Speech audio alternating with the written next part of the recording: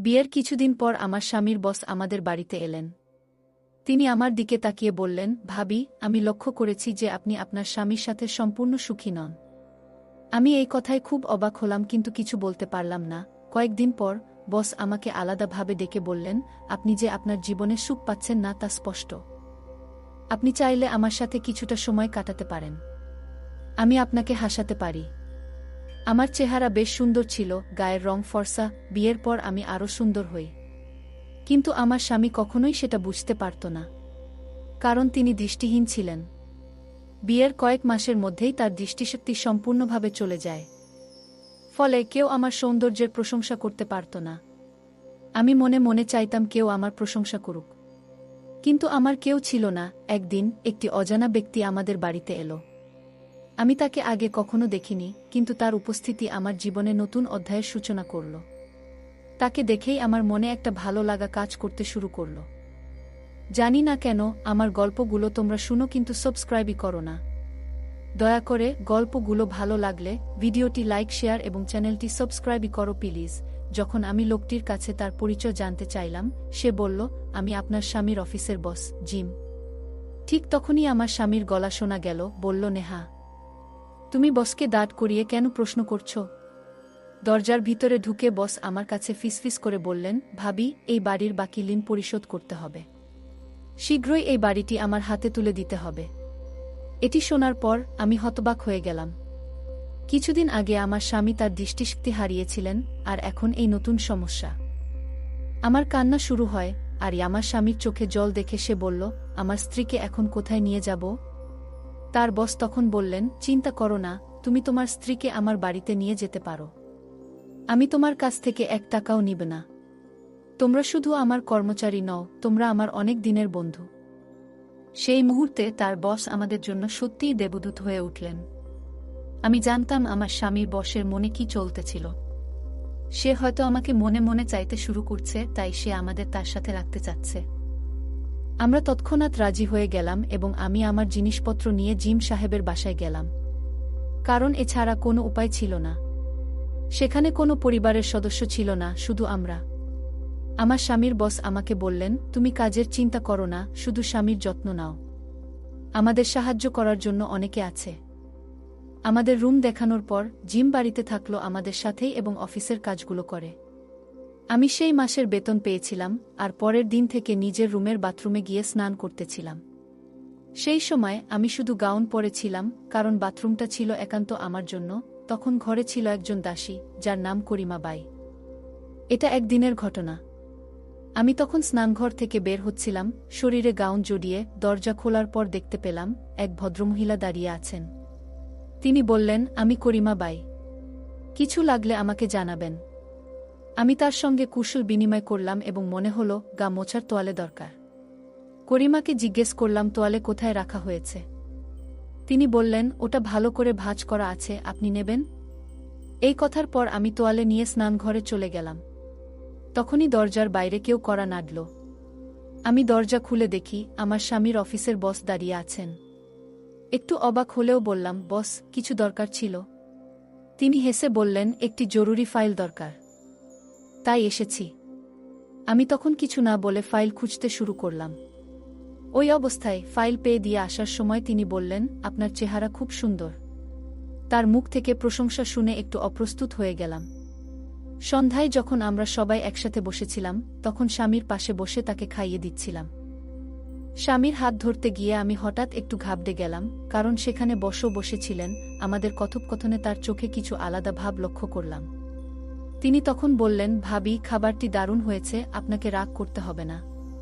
তার কথায় একটু খুশি হলাম, আর তার মুখের দিকে তাকিয়ে দেখলাম তিনি সত্যিই আন্তরিক। একটু সময় পর আমি আবার স্বামীর পাশে বসে তাকে খাইয়ে দিচ্ছিলাম, যখন আমার হাত আবারও তার দিকে চলে যায়। আমার মুখে ভয়ের ছায়া পড়ে না। তারপর তিনি বললেন, আজকের খাবারটায় কিছু ভিন্নতা ছিল, সত্যিই খুব উপাদেয়। তার কথায় আমার চোখের জল নেমে এলো, কারণ কেউ আমার এত কাছের মানুষ এতদিন পর প্রশংসা করছে। করিমা এসে আমাকে বলল, ভাবি, আপনি ভালোই আছেন? আমি তখন বললাম, হ্যাঁ, সব ঠিক আছে। তোমার কাজের জন্য ধন্যবাদ। রাতে যখন সবাই ঘুমিয়ে পড়ল, আমি আবারও স্বামীর পাশে গিয়ে বসলাম। স্বামীকে খুশি করার চেষ্টা করলাম। কারণ ভালোবাসা হল জীবনের শ্রেষ্ঠ সম্পদ। তারপর দিন আমার স্বামীর বস এর সাথে এই দুপুরের খাবার খাচ্ছিলাম। ভয় পেজো না, আমি তোমাকে জোর করে খাওয়াচ্ছি বলেই তোমাকে একটু রাগ দেখিয়েছি। স্বামীর বস বললেন, আমি তার জন্য দুঃখিত, তোমার সঙ্গে এমনটা করা ঠিক হয়নি। তার কথায় আমার ভেতরে স্নেহের অনুভূতি জাগল। আমি আবেগে তার কাঁধে মাথা রেখে কান্নায় ভেঙে পড়লাম। যখন থেকে আমার স্বামী তার দৃষ্টিশক্তি হারিয়েছে, আমার স্বামীর হাসি আমার জীবন থেকে হারিয়ে গেছে। সেই রাতে আমি আমার স্বামীর বসের সামনে আবেগপ্রবণ হয়ে বললাম, এই সময় আমি অনেক একাকিত্ব অনুভব করছি। জানি না কেন আমি আমার মনের সব কথা তার সাথে শেয়ার করতে থাকলাম। বস শান্তভাবে বললেন, আমি তোমার পরিস্থিতি বুঝতে পারছি। যদি কখনো তোমার মনের কথা বলতে ইচ্ছে হয় তবে আমার সঙ্গে শেয়ার করতে পারো। তবে হ্যাঁ, আজ থেকে আমাকে বস বলে ডেকো না। আমি তোমার স্বামীর বন্ধু, তুমি আমাকে নাম ধরে ডাকতে পারো। আমাদের একে অপরের পাশে থাকার প্রয়োজন, তাতে হয়তো তোমার সমস্যাগুলো কিছুটা লাঘব হবে। আমি তখন মৃদু হেসে বললাম, ধন্যবাদ জিম। এটা আমার জন্য অনেক বড় সান্ত্বনা। আমরা এভাবে কথোপকথনে ডুবেছিলাম। হঠাৎ আমার রুম থেকে স্বামীর কাশি শোনা গেল। আমি দ্রুত রুমে গেলাম। সেখানে গিয়ে দেখি স্বামী গভীর ঘুমে আচ্ছন্ন, এমনকি আমার চোখের সামনে ছিল স্বামীর বস জিম। কিছুদিন পর আমার বোন সুমি আমাদের সাথে দেখা করতে এলো। যাই হোক, এখন আমরা যে বাড়িতে থাকি তা জিমের। যদিও আমি সুমিকে এ ব্যাপারে কিছু বলিনি, সেই সময়টা ছিল আমার জন্য খুব কঠিন। কিন্তু জিম সবসময় আমার পাশে ছিল। আমি অনুভব করেছিলাম যে জীবন কতটা কঠিন হলেও কেউ পাশে থাকলে তা সহজ হয়ে যায়। তুমি তোমার বোন সুমিকে বলো যে এই বাড়িটা আমাদেরই, বল জিম। আমি তখন সুমিকে বললাম, হ্যাঁ, এটা আমাদেরই বাড়ি। সুমি যখন আমাদের বাড়িতে এসেছিল তখন আমি লক্ষ্য করলাম সে জিম এর দিকে বেশ মনোযোগ দিচ্ছে। সুমি তখনও অফিস থেকে ফিরে আসেনি, আর জিমও বাড়িতে ছিল না। সেই সময় সুমি মজা করে বলল, তোর স্বামীর বন্ধুর সাথে ভালোই বন্ধুত্ব হয়েছে, তাই না? আমি ভাবছি আজ রাতেই তাকে প্রস্তাব দিই। সে জানত না যে আমরা যে বাড়িতে থাকি সেটা আসলে জিমের। এ বিশ্বাসটা গোপন রাখার জন্য আমি চুপ থাকলাম। পরে আমি জিমের ঘরে গিয়ে দেখি তিনি কিছু উপহার এনেছেন। সেই সময় সুমি এসে হাজির হয়। আমি দরজা খোলামাত্রই সুমিকে জোরে চিৎকার করে উঠি। আমি তাকে বললাম, জিমে কাপড়গুলো তোমার জন্যই কিনেছে। সুমি হতবাক হয়ে ঘর থেকে বেরিয়ে গেল। আমি তখন জিমের দিকে তাকিয়ে হাসলাম। পরের দিন আমার স্বামী দুজনেই ছুটি পেয়েছিল। সেদিন জিম বাড়িতেই ছিলেন। জিমকে দেখলাম সবসময় আমার বোন সুমির কাছে থাকার চেষ্টা করছে। বিকাল পর্যন্ত সুমি আমার রুমে বসে থাকল এবং আমাকে বলল, তোর বন্ধু জিম ভালো লোক, একটু সময় কাটাতে মন্দ হবে না। জিম পরে বলল, তিনি একজন চক্ষু বিশেষজ্ঞের সঙ্গে কথা বলেছেন এবং তোমার স্বামীর চিকিৎসার জন্য তাকে কয়েকদিনের জন্য অন্য শহরে যেতে হবে। আমার স্বামী বলল, আমার বউ জিমও কাজ আছে, তাই সুমির সাথে আমিও যাব। তাতে তোমাদের কাজ সহজ হবে। এই যাত্রার সময় আমাদের পরিবারের কোনো মেয়ের জন্য বাড়ি ফাঁকা রেখে দীর্ঘদিন অন্যের সঙ্গে থাকা কঠিন ছিল। কিন্তু জিম চাহিদার কথা ভেবে আমি জিমের সহায়তায় ভরসা করেছিলাম। সুমি আমার থেকে বড় ছিল, আর তাই আমি জানতাম যে সে বেশিদিন এখানে থাকবে না। আমিও চাইছিলাম যে সে যত তাড়াতাড়ি সম্ভব চলে যাক। সুমি নিজেও তা বুঝত। যেদিন আমি শ্বশুর শাশুড়ির সঙ্গে হসপিটালে যাওয়ার প্রস্তুতি নিচ্ছিলাম, সুমি আর জিম এর সামনে খুশি ছিল, কারণ সে আর আমার স্বামী সেদিন জিম এর ব্যক্তিগত গাড়িতে করে শহরে রওনা দিয়েছিল। তাদের সঙ্গে একজন ড্রাইভারও ছিল। এখন আমি আর জিম বাড়িতে একা হয়ে গেলাম। রাতে জিম যখন আমার সাথে কথা বলার চেষ্টা করতেন, আমি রাগ করে আমার রুমে চলে যেতাম। হয়তো তিনি সেটা বুঝতে পারতেন। জিম একদিন আমার কাছে একটি বাক্স নিয়ে এলেন।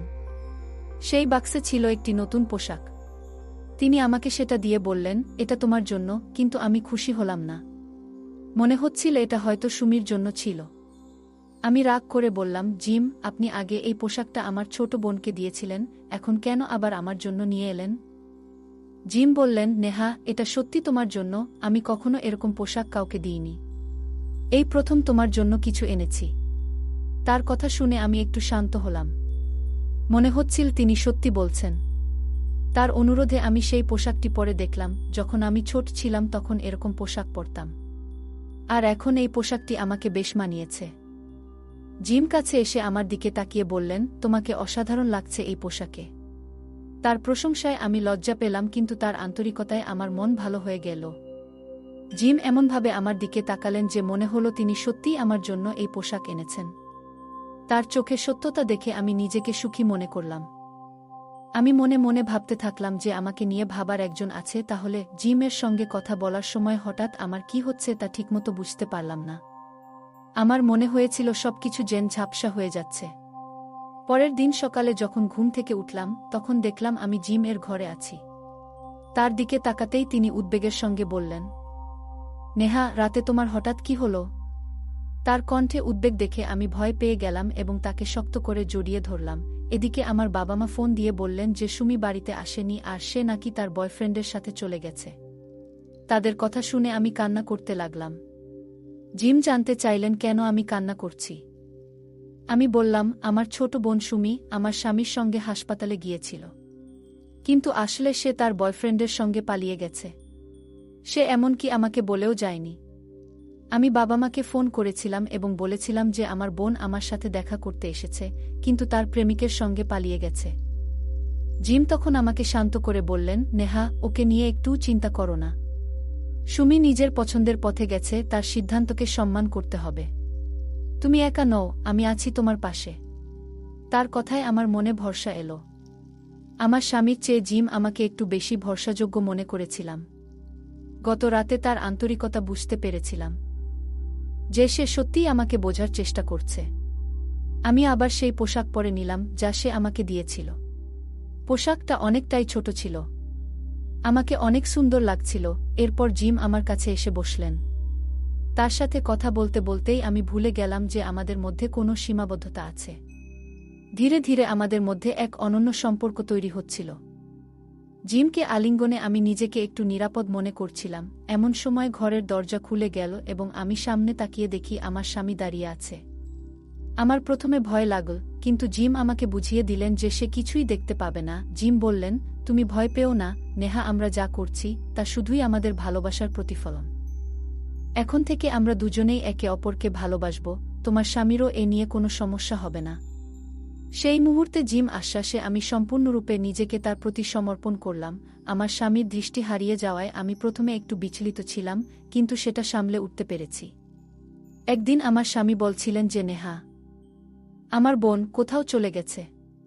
তখন গাড়ির ড্রাইভার আমাকে সব কিছু জানালো যে সুমি আসলে পালিয়ে গেছে।